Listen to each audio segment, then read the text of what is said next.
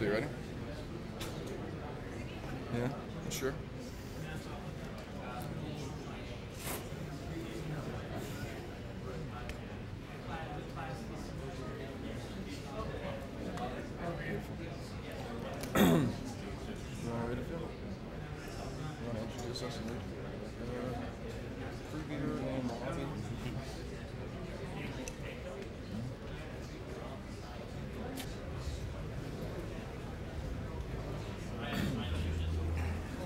So I'm in a steamroll or some on the third Dell charger. Yeah, so somebody left the charger. Thank you for coming. Can everyone hear me? Yes. Can everyone hear me now? No, okay. All right.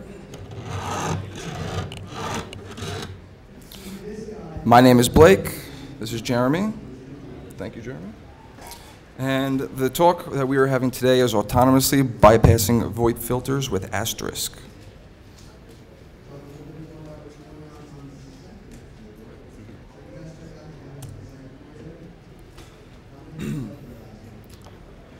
As you could tell, for the next 55 minutes, we'll be discussing a few of these topics right here. Some in detail, some a glazed overview. Can everyone see the screen? Yeah, can everyone see the screen? Everyone? Door? Excuse me a minute.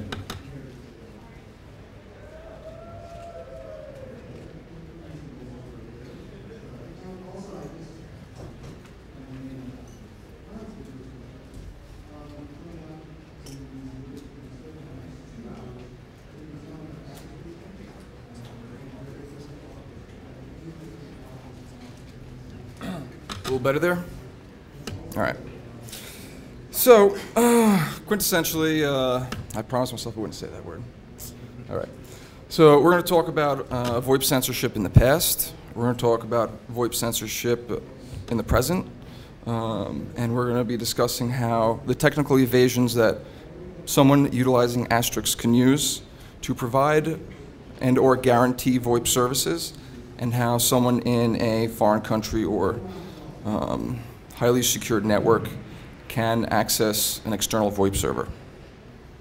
Makes sense, right? Want anything? No?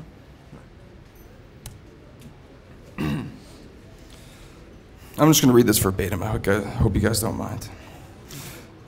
There has been a trend for foreign governments to censor, that's a little cheesy, sorry, to censor their populace from information exchanges. Some effects are quite obvious, the primary example being a dead internet telephone. Does anyone know how that feels? No audio. Oh, yeah. There have been scant reports that over 15 countries in this world proactively block VoIP. I think that's a shame. Think it's a shame? Does anyone else think that's a shame? Sweet.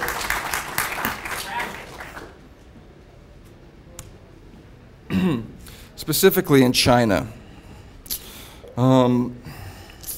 It's hard to confirm or deny some information about China for the primary reason that I've never set foot in the country. So it's hit or miss with what's the information you get off the internet. But this is what I was able to determine with relative accuracy. That from 2006 till sometime in 2008, potentially even today, China is proactively blocking SIP traffic, which is a type of voice signaling protocol. They've also shown signs of requiring some type of vetting process for VoIP providers, in which you'd have to register with their government to provide VoIP services.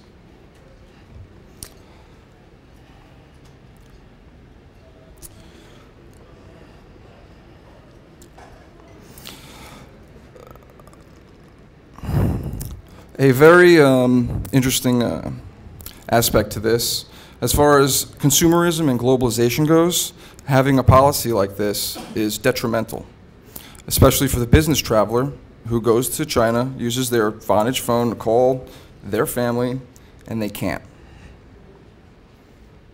Sounds about right. Does that happen to anyone? Has anyone ever gone to China and not been able to call their family? No? Or their friends or whatever? No? Has anyone ever been to China? Or like 2 people? She can't call you? Skype, SIP, Skype. Sorry.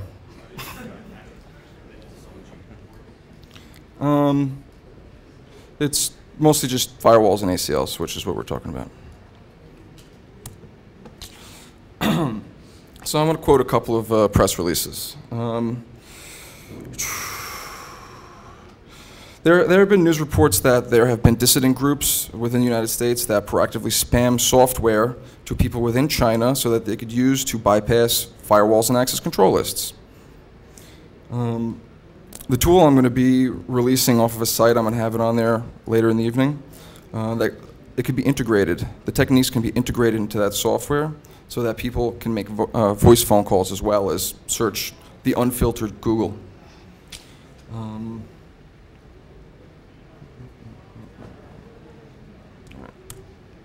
And if anyone wants a copy of this, I'm going to put it on a website that's on the last slide, and you guys can access it.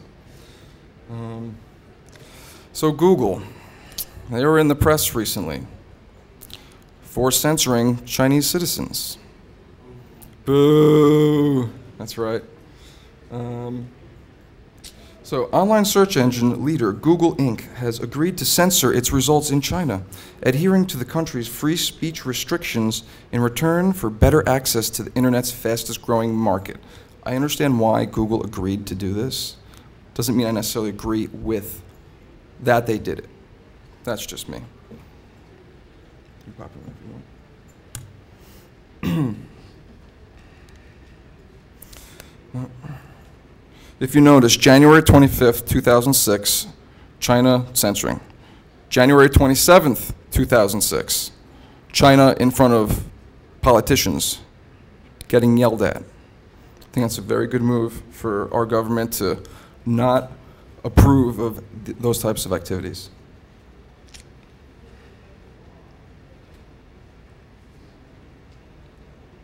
Does anyone have any questions so far? No? Yes? Maybe? No? No? All right.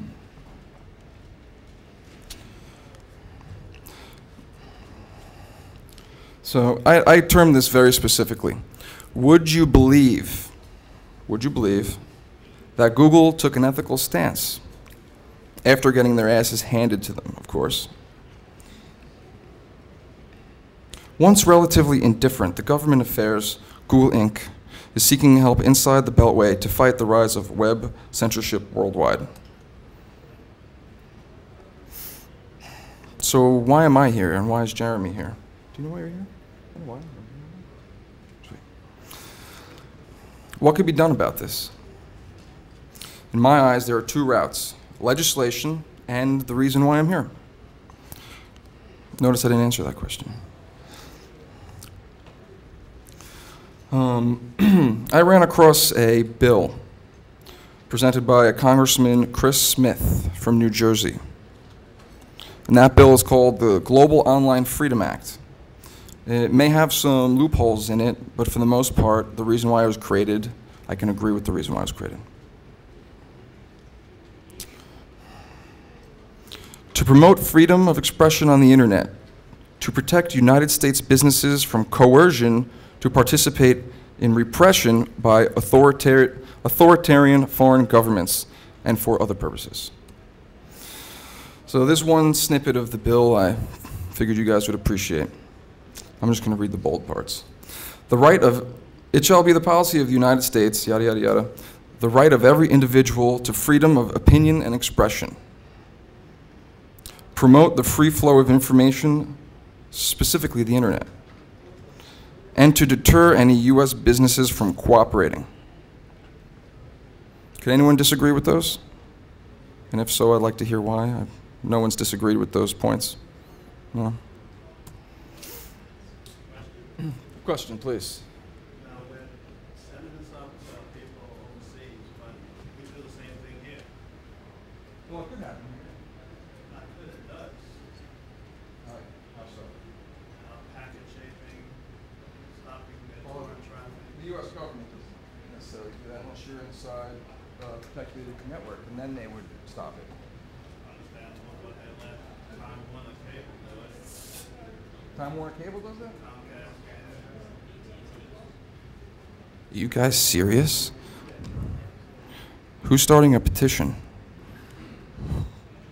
No? Well, that, Use IX. More reason to use IX. Well, it's another reason to use Asterisk and the inter-asterisk exchange protocol, which we'll get into here in a minute. If they are blocking SIP, that's a known protocol that they can, firewalls can identify with, simple packet inspection methods. And Blake will get in, and then I will get into the reason why Asterisk and specifically the IAX protocol can get around some of these things. beautiful. Does that give you guys some hope? Yeah. Pun intended? No? All right. Keywords here. Simple and guarantee. You can simply guarantee connectivity through a few little simple methods. Remember, and there's actually been arguments on how this sentence should be termed by multiple people, but I put it in there like this. Remember, those who have the best tools wins. I'm a firm believer in that, especially software tools.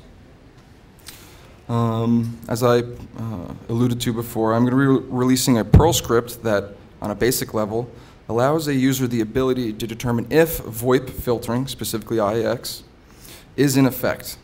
It could also help you find a way out, amongst other things.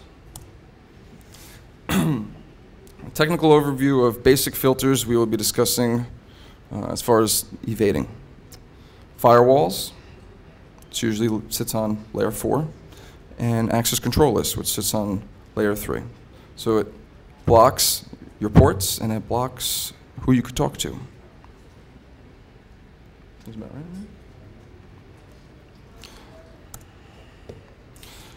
You want to do this one? All right, SIP versus IAX. The SIP, or the Session Initiation Protocol, is an IETF standard that has been ratified, and most VoIP carriers and solution providers will support SIP now. Whereas IAX is not necessarily proprietary, but it's proprietary to Asterisk, being that there's only one major implementation of IAX. There's a few other ones out there, but it's not widely accepted. There is an IETF draft, but it expired.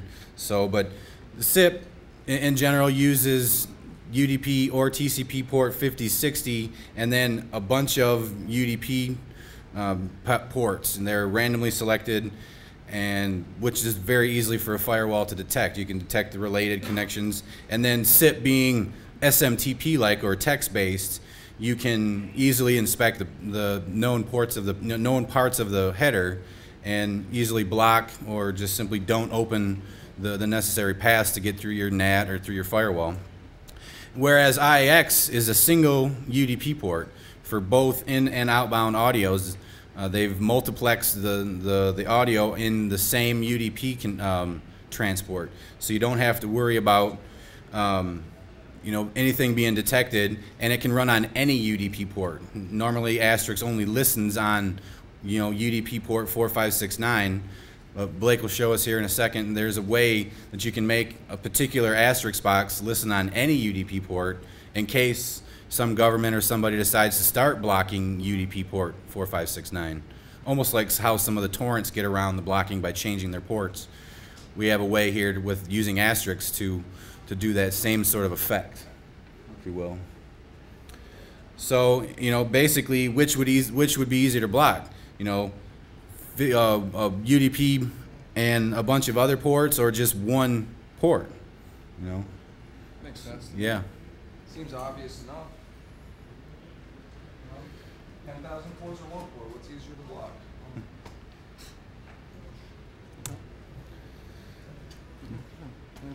All right. Now, in the IX2 IAX, or it's the IAX version 2 is what that 2 means, but there's a control packet called IAX poke, and it's sort of like an application layer ping, if you will. we can send a request to an Asterisk system and asking for a response, or it's sort of like a qualifier as well. Is the endpoint still out there? You know, kind of a, you know, to keep either the NAT traversal path open, or just to know if your peer is still out there or not. And then once the connection is available, all you would really need, once you know that someone's running an Asterisk IAX instance, all you would really need to authenticate, if there is even authentication, is just a username and password. So there may be discrete systems you could set up that wouldn't even need authentication if it was like in a semi-trusted environment, or if you're just testing to see if your IAX services or ports are blocked. You could have just a test box set up somewhere outside in a known non-firewalled area, or ACL, to see if you're being blocked or not. There's a double click slide. I don't think so. There we go. Now, as we said before, Asterisk generally only runs IAX protocol on a single UDP port. It only listens or binds to the one UDP port. And as well, I just want to make this point, Asterisk and the configuration will only run on one port. Yeah, you can't specify a range or nothing yet. Yet. Now, the trick here is you can take, using IP tables or your favorite firewall configuration script, Linux box. yeah, Linux box or anything you want, and NAT those, all of those UDP ports into the UDP 4569 that Asterisk is looking on, so you can effectively, using the underlying Unix system tools, route any UDP traffic, maybe other than like port 53 if you want DNS to work on the box or something. But generally you can forward everything into the Asterisk box, and then Asterisk won't even know there's anything different, and it'll respond just as it was coming out on 4569. So we can do some sort of internal tricks to the system that Asterisk is running on to give it a little bit more flexibility in case they are blocking port 4569. And now this is Blake's nice little script he wrote. I'm going to just show you guys some examples. You'll notice that all the examples are off the loopback interface. I didn't necessarily do it for legal reasons, but just because I like attacking myself. Go figure. All right. So the basic scan, I've called it the IAX ping poker. I figure it was catchy enough. It makes sense. It kind of explains what it is. So if you execute this command, host, loopback interface, start port, end port. Actually, that's a typo. It should be EP. My apologies. I'm sure you guys can figure it out. This will scan the 127001 from port 1 to 1024.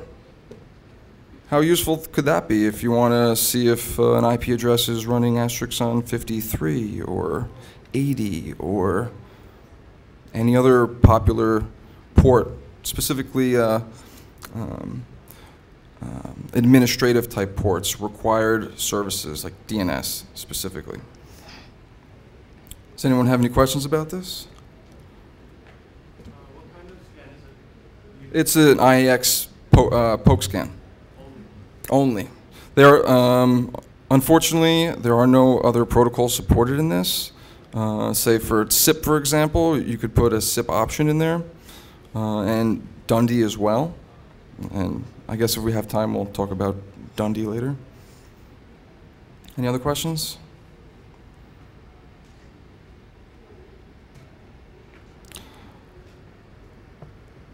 This is an IP range scan. It understands CIDR addressing.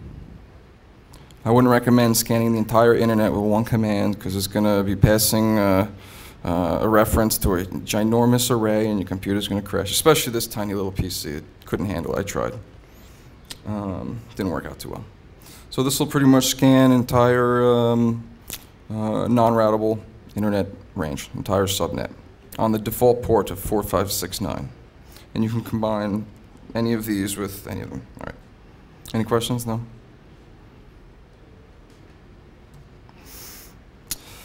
Oh, yes, but it doesn't stop with that, does it? There's something that I happen to notice, luckily for everyone who doesn't have Asterisk servers running. There is a denial of service potential with this script. over the loopback interface, executing this command will put the script into an infinite loop of transmitting UDP packets and not listening for them. So if I was running this, I actually tested this with the exact command over the loopback interface, and I noticed that the script was taking up roughly 10%, while Asterisk was taking up roughly 90%. So a 1-to-9 ratio per cycle seemed kind of interesting to me.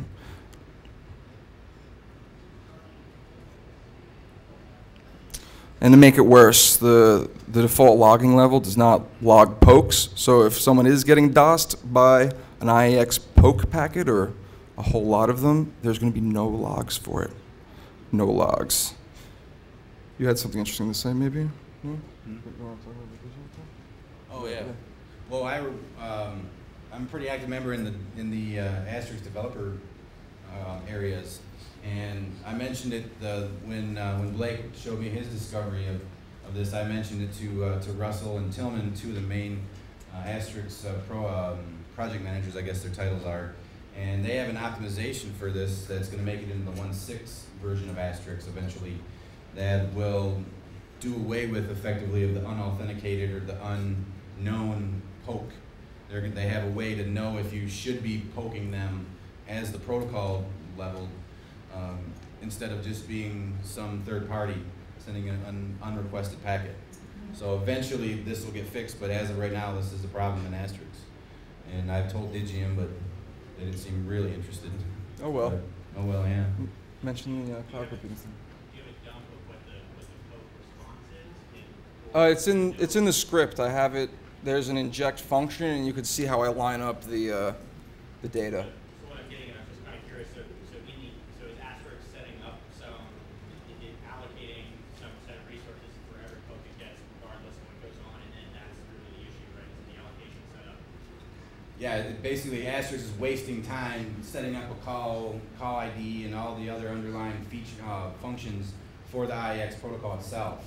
And then, when you don't complete, when you don't set a new call or whatever, Asterisk will eventually kill those resources via garbage collector thread type situation. But yeah, if you do it in a multi-threaded situation or even in a multi-IP like a distributed environment, what we were getting ready to try before I had to fly out here was we were going to use the Amazon EC2, the Elastic Computing Cloud resources for this. We're just going to fire up a handful of instances at a targeted box with permission, I guess. Maybe. Hopefully. Yeah, hopefully. Hopefully. And see if we can actually bring a system down distributed wise. But based on the simple testing we've done here, there is a resource utilization going on that probably shouldn't be, and hopefully will get fixed in the newer versions of Asterisk. But like I said, it's not fixed today.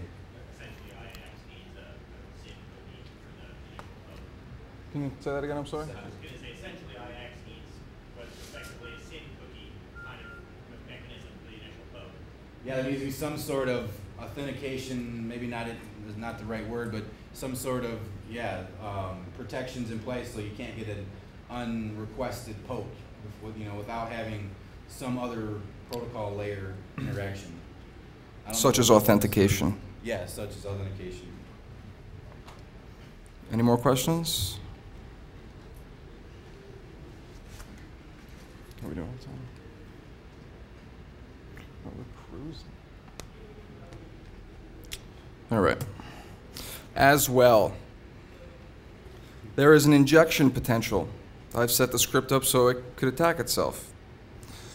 If you include the inject flag, and I also didn't give it the necessary functionality that is required for person A to attack victim B, you guys can add that in yourselves if you so please.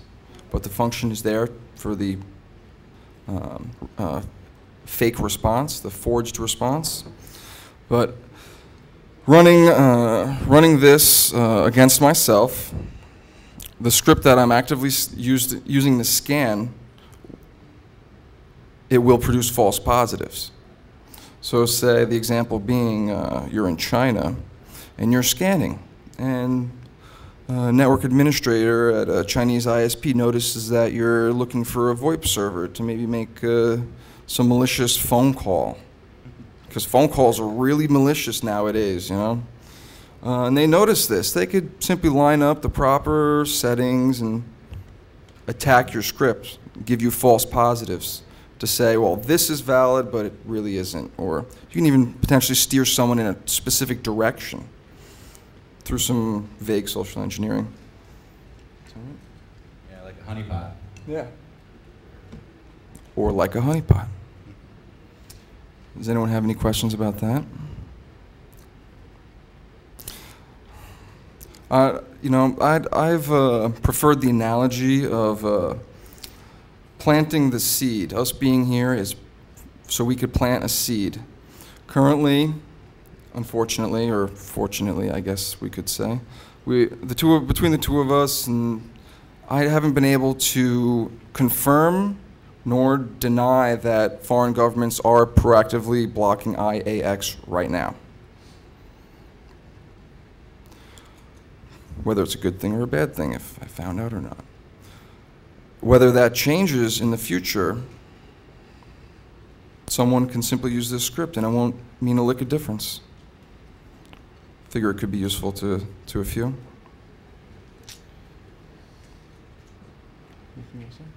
No? All right. Before I get to Q&A, we kind of cruised through this. I thought it would take much longer. The New York 55-minute right here, guys. All right. I guess I'll fire up the script and toss a couple commands at it. What do you guys think? Go. How do you guys like my generic OpenOffice template? You guys like that? All right. Any sensitive information? All right. Let's just do that. A lot of fun. All right.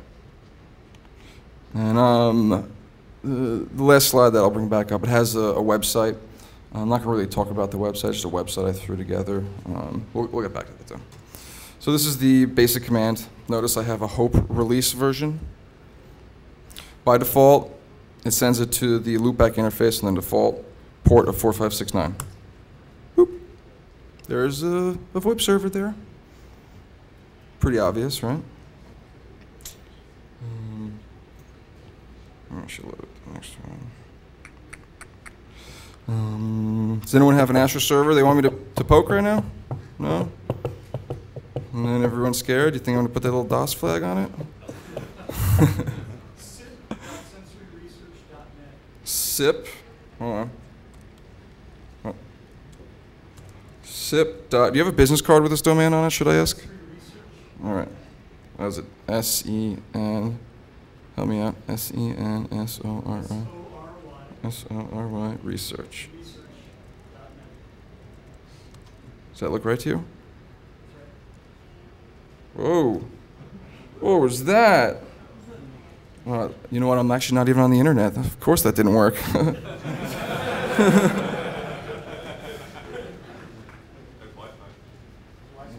I do not trust it. No offense.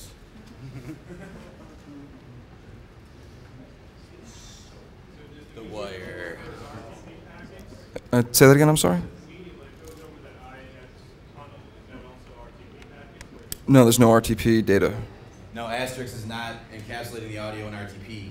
It's just layering it in the media stream as the audio itself with just enough IP information on hex-wise in the first, however many bytes to identify where it needs to go. So there's no layering of that, which is not detectable, as easily. Someone's gonna have to find a footprint for IAX, whereas SIP uses RTP, which has a defined footprint.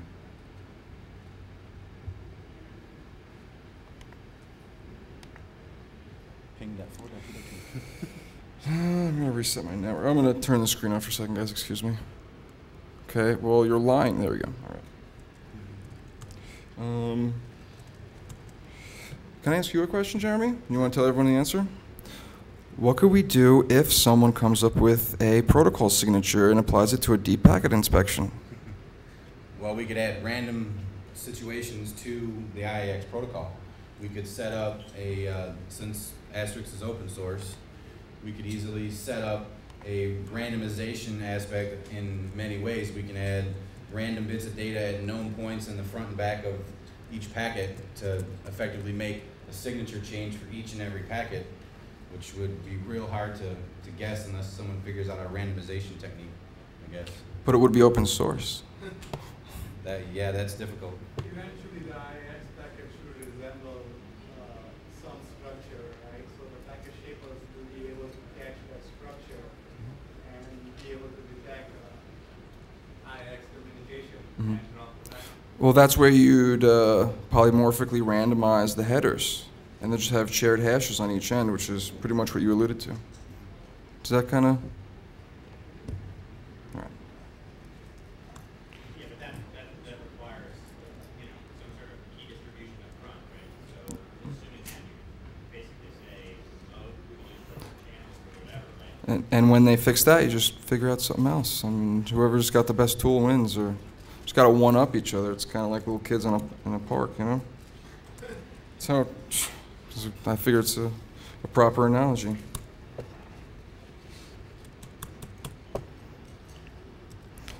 I'm not having much luck with internet right now.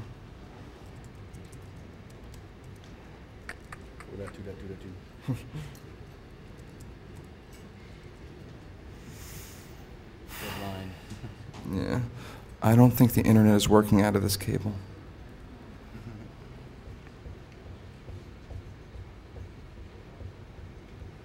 Is there anything you think we missed that we can talk about real quick? No? On the site, I guess. No? URL.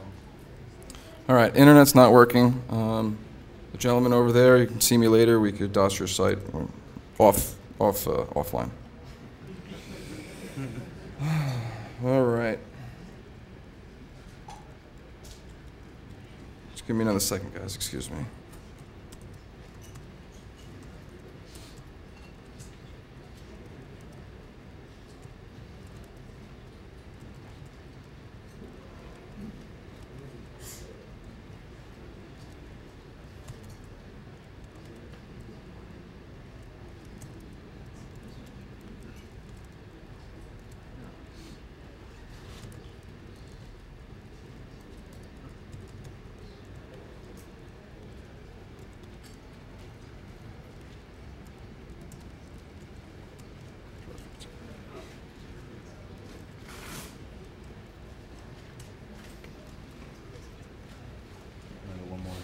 One more. All right. There we go. So I'm just going to run this scan real quick. I'm going to attack myself. I hope you guys enjoy. I'm going to scan my loopback interface from port 1 to 1000. And as well, in shell number 2, what's behind shell number 2? I'm going to inject it. And real quick, I'm going to hit enter and switch back. Hopefully it'll get it. Ooh, what's that? Holy cow. I didn't know there could be so many Asterisk servers on a single IP address. So as far as proof of concept goes, this kind of confirms for me that planting the seed of miscontempt and just having fun. Does anyone have any questions about any specifics? Yes. Oh, thank you, sir. I almost didn't go to my last slide. All right. Oh.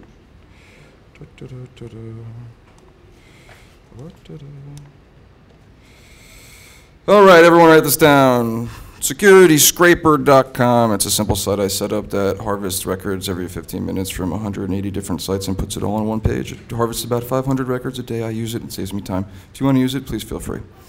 I'm going to provide a link on the top. I told you a brief overview, right? I mean, jeez. I'm going to put a link up top. It's not up there yet. I'm going to do it tonight, probably with some type of beer or German energy drink in my hand. As well, I'll have a link to the presentation. You guys could download it, have fun with it. If anyone wants to make improvements to it, did anyone see that I stressed the word improvements? Any type of community activity, I'd be more than willing to host and support, or this, that, and the other. I'd like to see this be implemented in a lot of tools.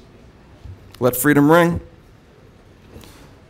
And if you want us to take down your Asterisk box, let us know. We'll Yes. fire up We some will Amazon. definitely stress test your servers. All right, they want us to make a couple announcements here. There's lots to see and do in the pavilion. And then use restraint. Please don't mess with the hotel. Leave the hotel, then mess with whatever's there. Actually, don't do that either. DVD sales of all talks are in the vendor area on the 18th floor. Which is right around the corner. Yep. Let's read them all. All right, let's read a couple more. Yeah. Robert Steele's books are on sale at the DVD store until his talks by Improv.